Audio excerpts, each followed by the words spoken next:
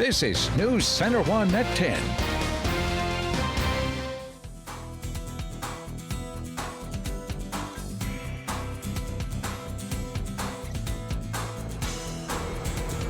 Good evening, everybody. I'm Kevin Stanfield with NewsCenter1. This was a big day for the state of South Dakota. Not only that, but the Black Hills and Ellsworth Air Force Base. We're talking about the unveiling of the new B-21 Raider bomber stealth aircraft here. And I'm joined by Colonel Joseph Sheffield, who is the commander of the 28th Bomb Wing at Ellsworth Air Force Base. First of all, Colonel, thanks for your time. I appreciate it. Thanks for having me on. I appreciate it. Give me, for those of you at home maybe that watched the live stream feed of the ceremony, you were there in person. What was that like, and what was your reaction? Can you tell me? It's an exciting time. It's an exciting time for Ellsworth. It's an exciting time for the Air Force. Exciting time for our nation. This is the first time in over 30 years that we've unveiled a new bomber. And so it was a historic day to see what the new platform that'll be the backbone to air power and the Air Force and long-range strike. And so to be to see that and be present as they unveiled the B-21 was an exciting time, not only for myself, but for the whole community and the whole Air Force. I like the way you put that, though. It's been 30 years, 3 decades since the last time we rolled it. It was the B-2. Correct. And Correct. so is this pretty typical to go decades without an upgrade, so to speak? Well, it has been 30 years for us now. So this has been a plane and a plan that's been in the making, and the B-21 looks to be again the backbone of the Air Force long-range strike well into the future. We have a long time where we'll have the B-1 around. It'll continue to do its mission, and it is the backbone currently. But as it continues to age and as we begin going towards the future, the B-21 will take its spot there. So it's an exciting thing. I've got a suspicion that a lot of people really, the term stealth or stealth technology, a lot of people have just kind of a nebulous idea of what that means. Can you kind of bring it more into focus for us? What is stealth and how it applies to an aircraft? Correct. Well, if you think of stealth, ultimately what it is to make it difficult for enemy anti-aircraft or enemy defenses to see and target the aircraft. So the B-2, which is our current low observable stealth aircraft, it was built in the early 90s. Okay. And so, as I said, that was the most recent bomber. And now here we are in 2022, and you can imagine the technology that you have, whether it's on your phone or whether it's on your computer, whether it's in almost everyday use. A lot has changed in 30 years. I like the way you put that. So much has changed technology-wise in 30 years, and the same applies with defense. It really does. It really does. So the B-21 ensures that we can access any different contested airspace around the world and make it difficult for the enemy to target and engage us. Okay, they're both on the flying wing platform design. So what's the difference between the 30-year-old B-2 and the brand new B-21? It's those upgrades that we talked about, the technology and the design and development and the ability for it to continue to get upgraded as we move in the future. Okay, but it's a smaller aircraft. Am I correct? It is it's a long range. Okay.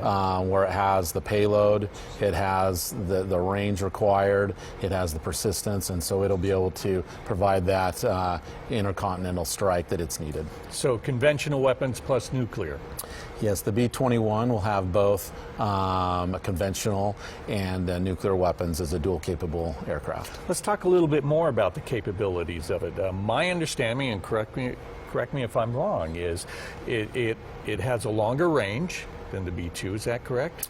Most of the specifics on the aircraft haven't really been released and are open for discussion. But yeah, it definitely has the weapons capability, has the range capability, has the persistence capability, as well as the communication and linking with our current aircraft that we fly with, as well as our coalition partners. So it'll bring all that to bear as we move forward into this century, as we have near peer threats and competitors that are challenging us as a nation. All right, we're talking with Colonel Joseph Sheffield, who is the base commander at Ellsworth Air Force Base. We're talking about the rollout, well, not necessarily the rollout, but the unveiling of the brand new B-21 Raider stealth bombers. So we're going to take a quick break here on News Center 1, and we'll be right back.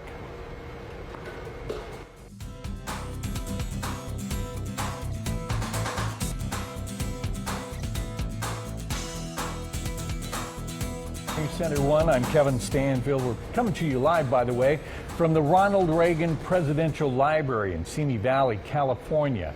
And it's just up or down the road from the Unveiling, Palmdale. So I'm not from California, so it's up or down the road. It's east and west. East and west, very good. So earlier today, if you weren't aware, we had the big unveiling of the brand new B-21 Raider stealth bomber, and so we're joined now by Senator Mike Rounds, who is also there at the ceremony. Welcome. Thank you for your time, sir. It's been a good day for South Dakota and a really great day for the entire country. All right, let's delve into it. What was your initial gut reaction to the ceremony being there? They did it right. Okay. They've started for the public. This was an opportunity to see the stealthy B-21. They laid this thing out in front of us in a way right at sundown, one in which, if anything, I've told some folks, I say, what does this thing look like? And I just say, just think Batman. and that's what this is. This is a stealthy aircraft, which is the most advanced aircraft that we have ever had in the defense of our country. And in this particular case, it is beautiful, and yet it is mysterious. It is not something that you're going to see out and about a lot right now, because we don't want people taking pictures of it.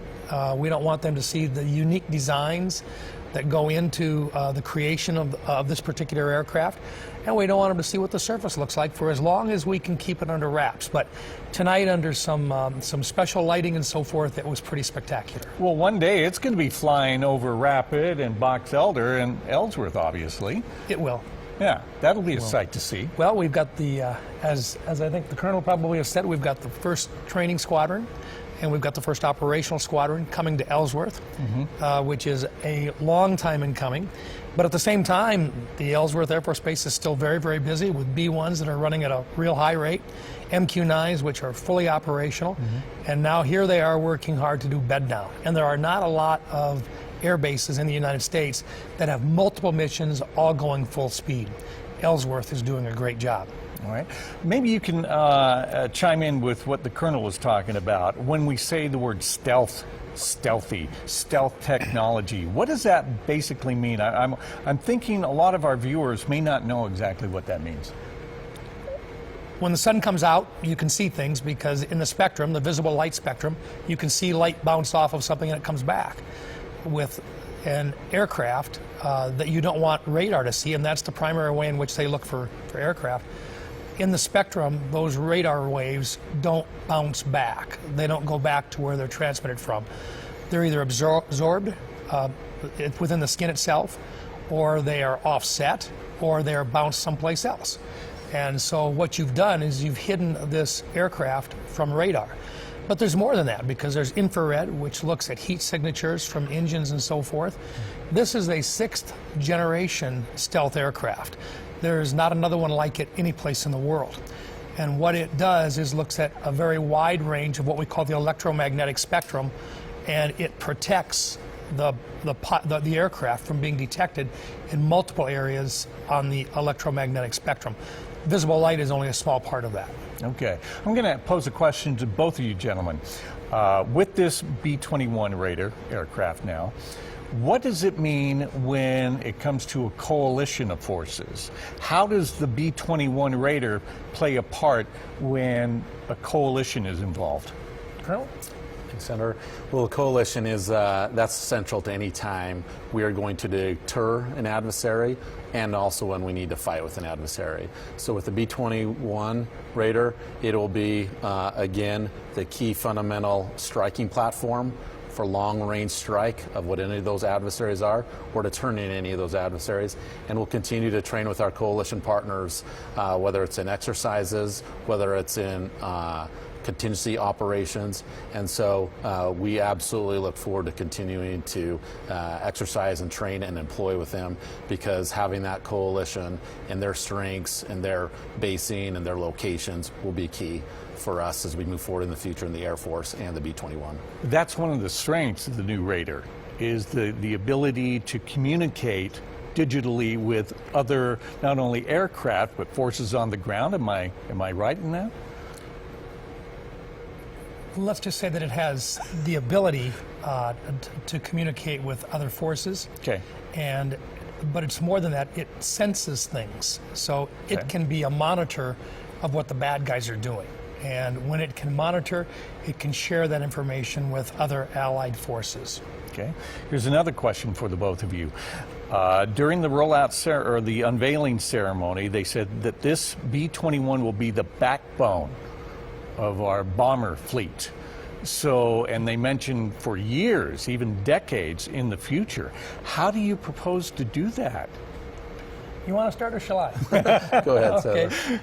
Look, we expect this particular platform to be available for the country's use for probably the next 50 years.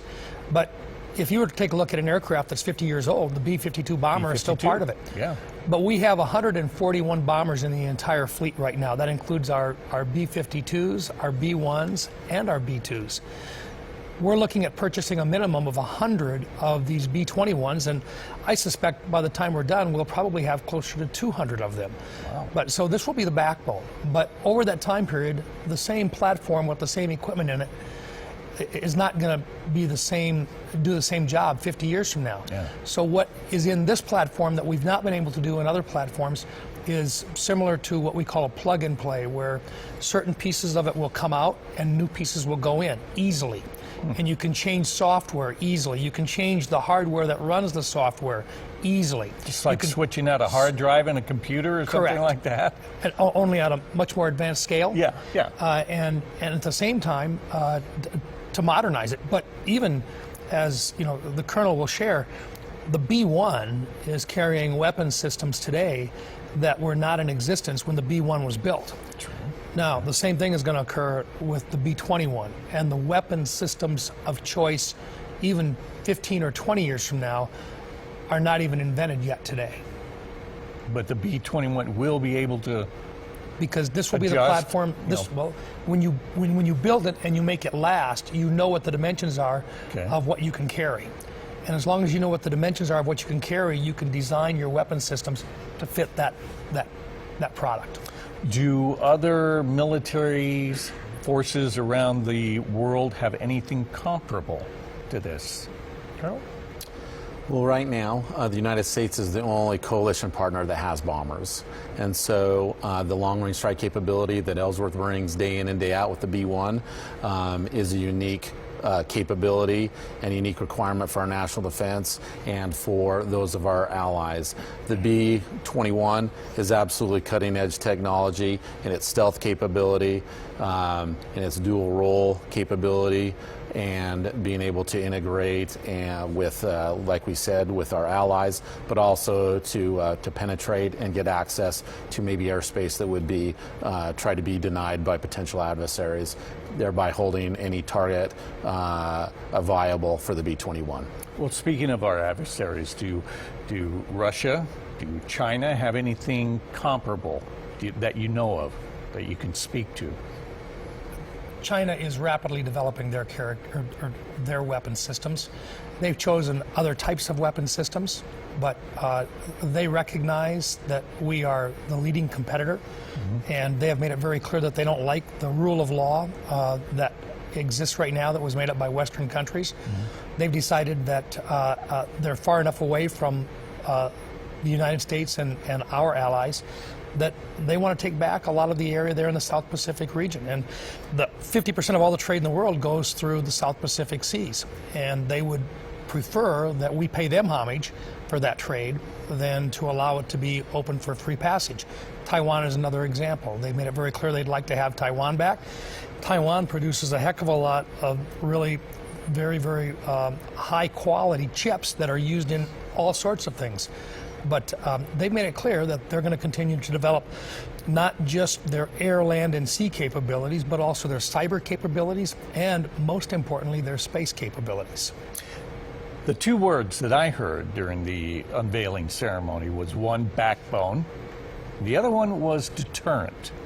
Can you flesh that out a little bit? You, Colonel, you spoke to it a little bit. Can you flesh that out so our viewers know a little bit clearer how the B-21 is going to play in that deterrent role? Absolutely. The desire of the U.S. military, the desire of the Air Force, the desire of a bomber is to be able to, with strength, avoid war. In other words, making the decision calculus of the adversary is high enough that they don't want to risk it. They don't want to pick battles or situations in the United States. So with this new bomber and its ability to strike any target around the world, its ability with its range and its flexibility and its weapons load, thereby providing a strategic deterrence for our nation and allies. Okay. All right, we're going to take another quick break here on NewsCenter1. I'm talking with Senator Mike Rounds and Colonel Joseph Sheffield, who is the commander of the 28th Bomb Wing at Ellsworth Air Force Base, talking about the unveiling of the new B-21 Raider stealth bomber. We'll be right back.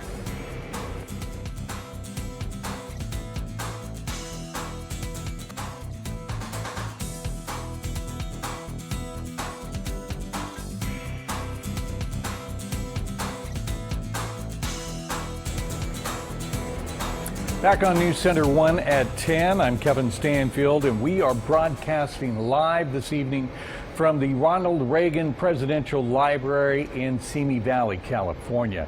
Just a little few miles away from here, earlier in Palmdale, California, there was the unveiling of the new B-21 Raider stealth bomber, that is. And it was a big ceremony, and it has a ripple effect. It's not only affecting this, or going to affect, or is already affecting the state of South Dakota, it is affecting already the Black Hills area, and a little more, putting it into a little more of a focus into the Rapid City Box Elder neck of the woods as well. So in this segment, we want to talk with the city leaders of Box Elder and Rapid City. Let's start on my far left here. We have City Councilman with Rapid City, Jason Solomon. Jason, thank you so much for your time. Yeah. We also have the Mayor of Rapid City, Steve Allender. Mayor, thank you very much. And then also we have the Mayor of Box Elder, Larry Larson. Larry, thank you so much again. All three of you were at, let's see, two of you were at the ceremony right now, and so I'd kind of like to get your first reaction, first of all, your visceral reaction to the ceremony. You want to start, Larry? Sure, I'll start. It was pretty amazing. I mean, the way the lighting was set up and the smoke and the drums, and I mean, you couldn't help but smile and just feel a sense of pride as far as where we are in the U.S. I mean, this is an amazing bomber, so we're really lucky to be a part of that. Okay. Mayor Allender. Well, it was a very dramatic ceremony, and justifiably so. Also very humbling, I thought, to see the hundreds of professionals, both from the armed forces, not only from the United States, but there were some other countries represented here as well, and then all the professionals at Northrop Grumman who have been working on this for quite some time, and then to have this unveiled and to see the emotions on everyone's face, it's a little bit overwhelming. I'm gonna pick on you a little bit, Jason, if I can right now. So, generally speaking, there's been a lot of talk. I know I've been doing a lot of reporting and doing shows on on the B-21 coming to Ellsworth Air Force Base and how it's going to impact not only Rapid City, but Box Elder, of course. So this, in my view, brings it one step closer. This is really kind of makes it a little more, even more real. Would you agree with that? 100%. Okay. I think, first of all, I think just as Americans, this makes us proud. When you see that unveiling today, a lot of us watched it online or on television. I think that's amazing. As a South Dakotan, we couldn't be more proud. And I can tell you as an airman myself, it gives me goosebumps to think about that we have the best military on the planet. And it's exciting. And I think that kind of enthusiasm is contagious for Rapid City and the surrounding area, because we have a real opportunity here to level up and be the best place possible. So when I think about this coming into the region, I think about all of the things that we're going to have to do to be ready for it. You have to think about the future. And how can we reach for remarkable and not settle for status quo? And so I think that is what inspires me about the new bomber and the new mission that we're going to have at Ellsworth Air Force Base. And it's exciting, no doubt about it. We should all be excited in Rapid City, in Box Elder, and the whole region, the whole state. This is a big deal, and I can't wait to see that bird fly over our area for the first time. So, Mayor Allender, then, your take on this as far as Rapid is concerned? Well, we've been briefed on the proposed buildup of Air Force personnel for the deployment of this B-21, and it appears to be a very smart buildup. And we have this current mission, the B-1 mission, and then we'll see the B-21s coming in, and I imagine that that'll mean, eventually some dwindling of the numbers of B-1s over time. But I think it's a very well thought out, very well planned out transition. And so a couple of hundred Air Force personnel per year up through 2040, 2041. That's pretty reasonable and predictable.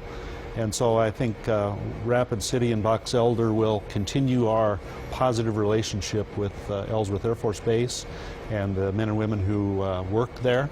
And we'll do everything we can to make this transition for them and in their careers the best that they'll see anywhere.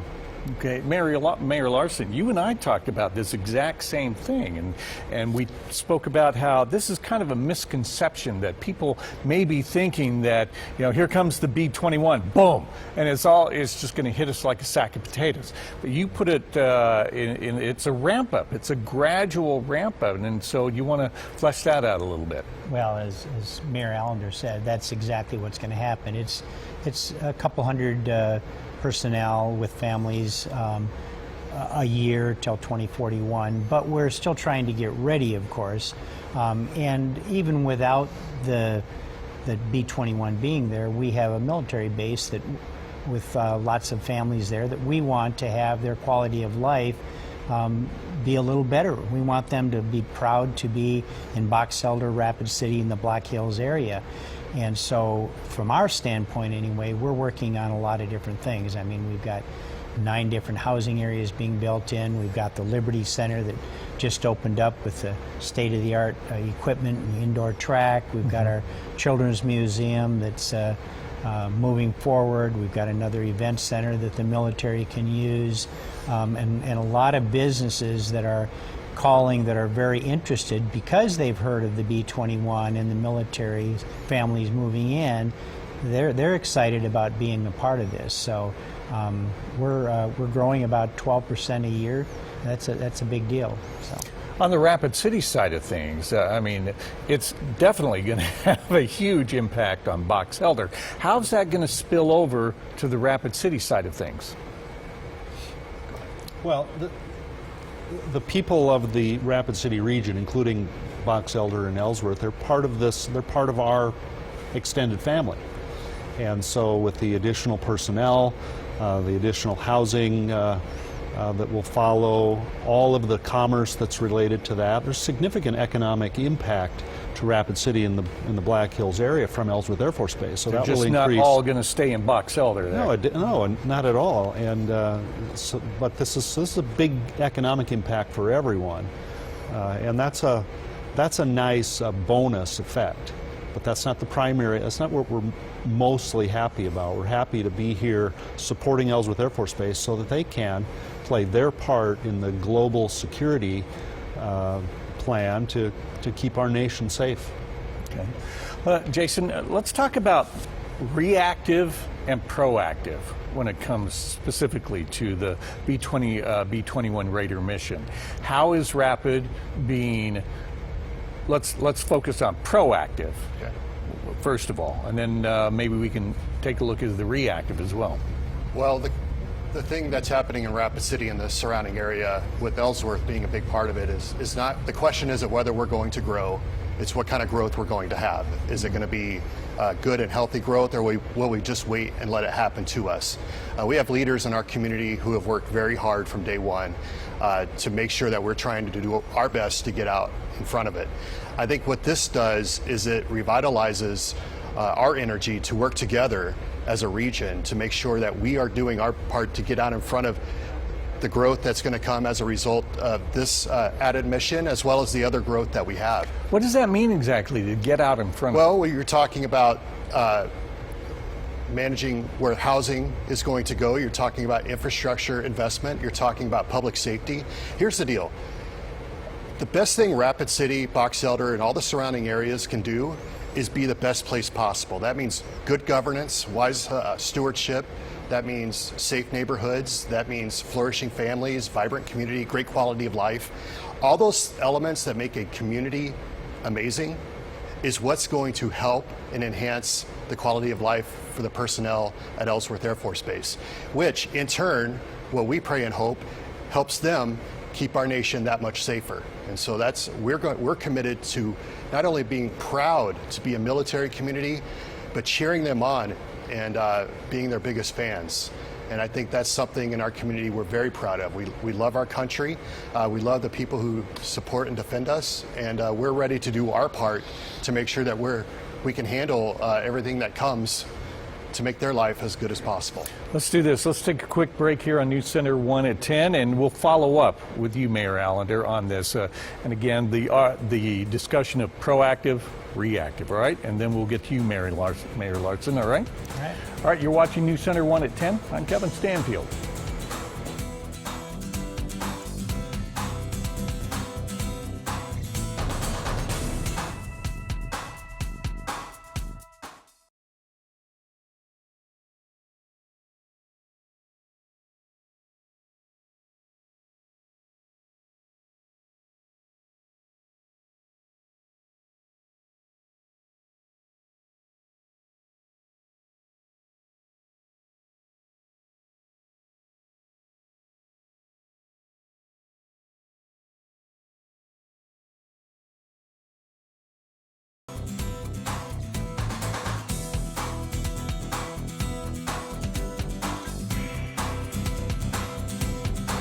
Back on NewsCenter1 at 10, and I'm Kevin Stanfield, and we are broadcasting live this evening from the Ronald Reagan Presidential Library in Simi Valley, California, just down the road from a pretty big party earlier this evening near the unveiling of the new B-21 bomber stealth aircraft. So we're getting a little bit of reaction from not only the leaders up at Ellsworth Air Force Base, but Senator Mike Rounce, and right now we're talking to the leaders of Rapid City and Box Elder. And gentlemen, we left off with the discussion of being proactive versus reactive.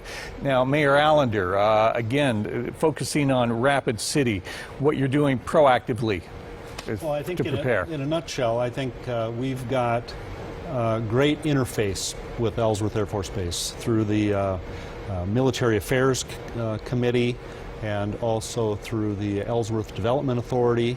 And so we have a number of planners, city and county and Air Force planners talking together, trying to predict the impact of this buildup over time and what needs to be done. And so on the proactive side, I think we're doing and have been doing all that can be done between the multiple organizations. Reactively, I think we're just going to have to remain fluid and be able to respond and react in case that plan changes or catches some of us off guard by an unanticipated component. But I think we're doing a lot, have been doing a lot. All right. And then Mayor Larson, I'll let you have the final word for this one. I mean, you've already, as far as Box Elder is concerned, been taking the lead as far as, Liberty Center, making green spaces. It's all quality of life that you've told me before. What else is going on? Well, the proactive side, as Mayor Allender said, I think he mentioned earlier, that we were working together, and we have great working relationship with Rapid City and Pennington County, Meade County, with the Air Force Base, and basically with a lot of the mayors that we've talked to in the Black Hills area. A good example of one of the things we're doing that's proactive, thinking ahead. Remember I said we had 9 different housing areas being built in. And while right now we might have enough water, we're working with Rapid City to come up with a way, because they have a lot of water and can afford to give some of that to, not give some of it, I wish it was give, but buy, He's over there shaking his head. Buy some water from them at a reasonable rate. And but that's a good thing, It's that spirit of cooperation. We're working together, we're working with Rapid Valley to do the same thing. So that's what I'm talking about. You're thinking ahead, you're being proactive. We're working on again with Rapid City in a lot of areas, getting water all the way from the Missouri River all the way out here. Again, thinking ahead for the families that will be here not 5 years, maybe 10, maybe 30 years from now. All right, gentlemen, thank you so much for your time. I appreciate it. Thank you. All right, another quick break on News Center 1 at 10. We'll be right back with Senator Rounds.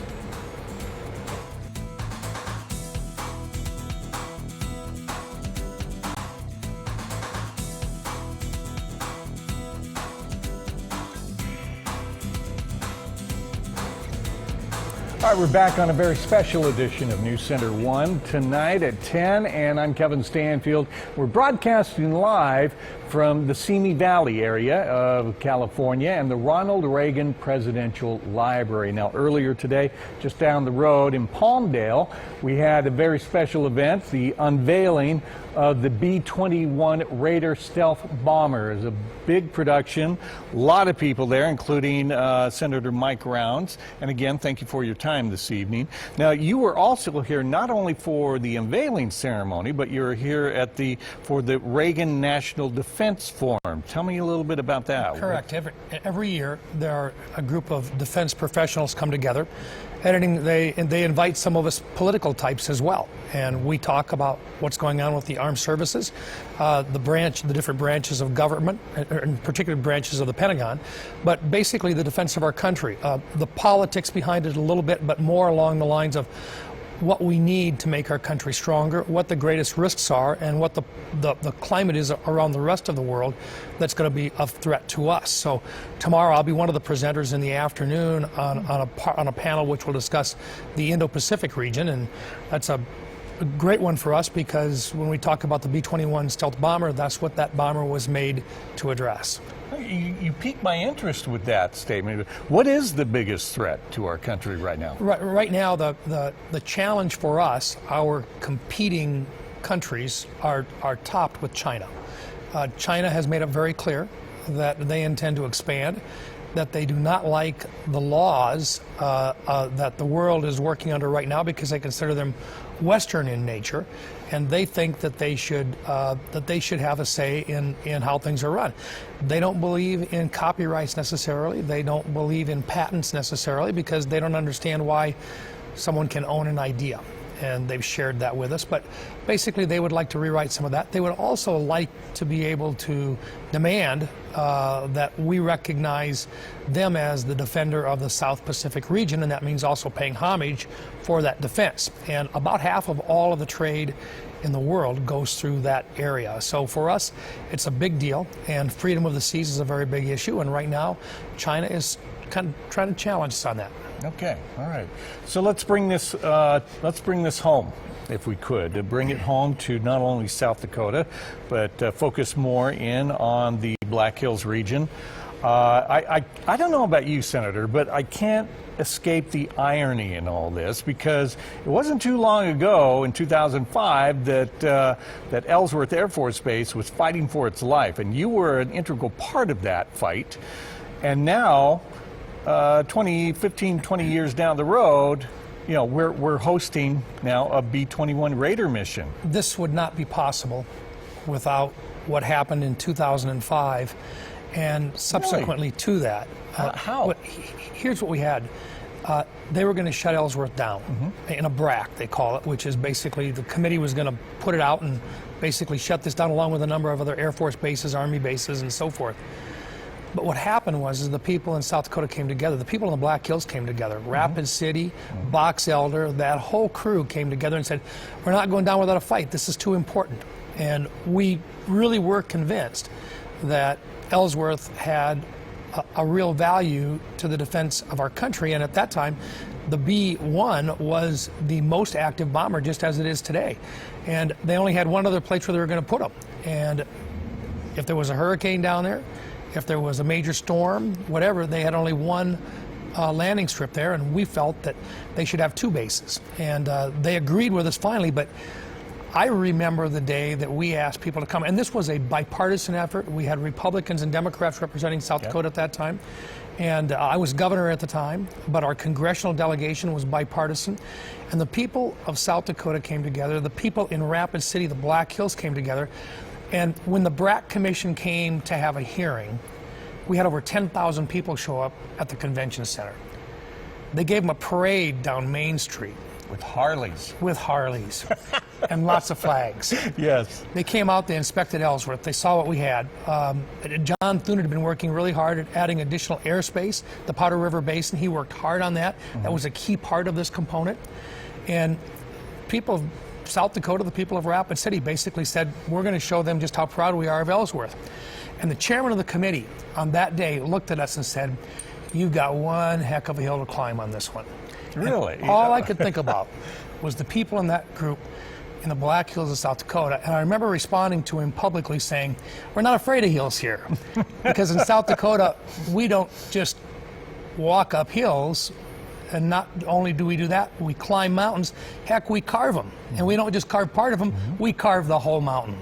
And I remember it was such a great afternoon, and it was such a special time to see all of these people that really believed in the future of Ellsworth Air Force Base. If it wouldn't have been for that day and the people coming out and supporting, I don't think Ellsworth would be here today.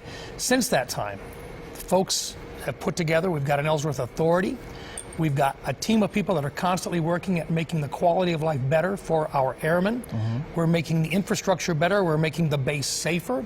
And that's because of people in the Box Elder area, in the Rapid City area, the Pennington County area, working together saying, what are we going to do to improve this base? And it's paying dividends now.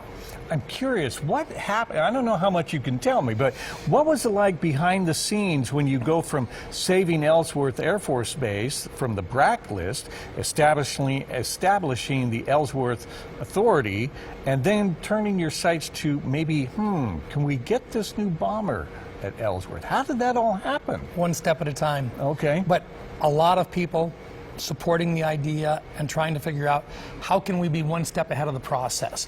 What can we do to make our opportunities a little bit better than everybody else's? And we've done our best to try to work with the Air Force, with the Department of Defense. We've been supportive of their programs, particularly with regard to the B-1, with the MQ-9, with the Powder River Basin, additional airspace up there, which is critical for training. But then when it came time to actually show interest in the B-21, we've been all ears. And we've been working with them and letting them know that we're going to be supportive of this because this is good for America. It's a major part of the Trident, our defense of our country with with fixed-base missiles, nuclear missiles for a deterrent, submarine-based missiles for a deterrent. But the bomber has always been one of the mainstays, and that's the third part of it. And we haven't had enough bombers, and we have more threats now than we've had in a long, long time. As other nations have continued to grow their military, we've been kind of taking a break over the last 20 years. And we have a tough time just maintaining the ammo that we need right now, and that's showing up in Ukraine. And so it was time to focus on a new bomber, one that would stand the test of time for the next 50 years. The B-21 has been on time and on budget, and it's proven itself to be a platform that can be upgraded, and it's going to be here for a long time. Okay, this was a great day for South Dakota, a great day for the Black Hills, Ellsworth Air Force Base. My final question for you would be, so there are a lot of people who are enthused about the B-21 mission coming to Ellsworth. There are a lot of people, though, and I've talked to a few of them, that are worried because this is South Dakota. We like our South Dakota way of life, and everything's going to change. What would you say to them? I don't think it's going to change. We've had an Air Force presence here for, well, ever since after World War II. Mm-hmm. And what we've actually done is we've added another mission. At one time, we had a whole lot of people out here because we had the Minutemen bases here in western South Dakota. They went away. The Black Hills is going to continue to grow in population, but the elected officials, the city managers, the folks that have been elected have been planning for this addition. This is a small part of the growth that you're going to see in western South Dakota.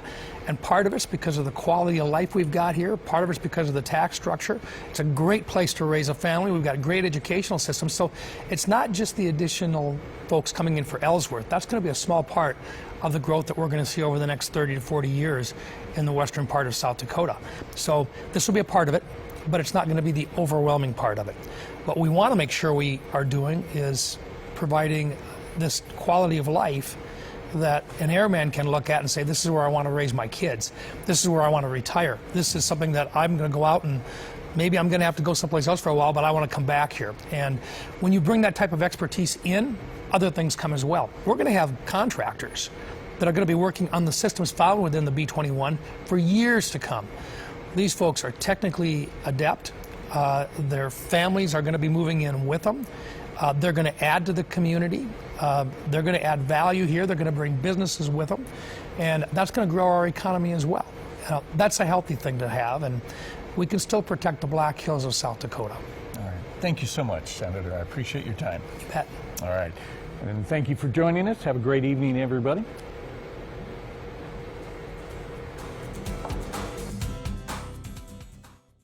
There are those among us who look to the heavens and dream of soaring, dream of conquering the sky, dream